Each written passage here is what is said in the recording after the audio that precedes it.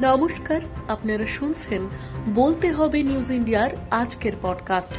নজর গুরুত্বপূর্ণ খবরগুলির দিকে। 15 লক্ষের জন্য অপেক্ষা করে অনেকে তো উপরে চলে গেল। মোদির প্রতিশ্রুতি নিয়ে মন্তব্য দিলীপের। মিম হয়ে গেল দই খেয়ে সিঙ্গুরের গরুর প্রশংসা। ঠিক কি বলতে চেয়েছিলেন ব্যাখ্যা দিলেন রচনা। রাতে মনে হয় টাটাকে নিয়ে স্বপ্ন দেখেছে। লকেটের ভোট প্রতিশ্রুতি নিয়ে খোঁচা দিলেন রচনা। আসানসোলের বারাবণীতে নাবালিকাকে গণধর্ষণের অভিযোগ। বীরভূমের 5 বাসিন্দা গ্রেপ্তার। বিক্ষোভ। 4টি ভোট 4টি জোট 4টি জট। 8 বছর কেটে গেল, কাঁটা বেছে খেতে শিখল না আলিমুদ্দিন স্ট্রিট। কালো টাকার হিসাব সাদা খাতায় লিখলেন। নজরে এবার শাহজাহানের ডায়েরি।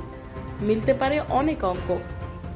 যাদবপুরে সিপিএম প্রার্থী সৃজনের দেওয়াল লিখনে কালি। বামেদের অভিযোগ উড়িয়ে দিল শাসক দল। ওয়ার্ডগঞ্জের বাড়িতে ঠাকুর ঘরের সামনের হলেই খুন করা হয়েছিল দুর্গাকে। জোরালো তন্ত্র সাধনার তত্ত্ব। 30 লক্ষ সরকারি চাকরি। অগ্নিগর্ভ কর্মসূচি বাতিল।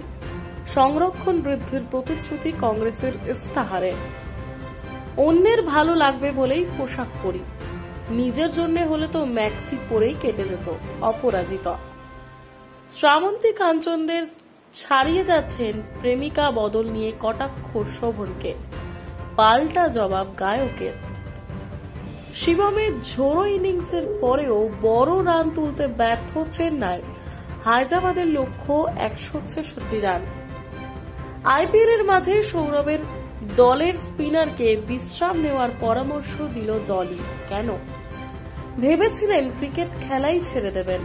ভুল করে পাঞ্জাব দলে ঢুকে পড়া শশাঙ্ক এখন ভুল ভাঙছেন। এখনো জয় নেই আইপিএলে।